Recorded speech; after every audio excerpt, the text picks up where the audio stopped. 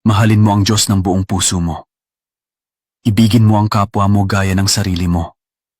Magpatawad ka, gaya ng pagpapatawad ko sa'yo. Huwag kang matakot. Narito ako, kasama mo ako. Sumunod ka sa akin. Ako ang daan, ang katotohanan, at ang buhay. Kapag may nang insulto sa'yo, gantihan mo ng kabutihan. Kung pagod ka na, lumapit ka sa akin at bibigyan kita ng kapahingahan. Maging mapagpakumbaba ka. Ang nagpapakababa ay itataas.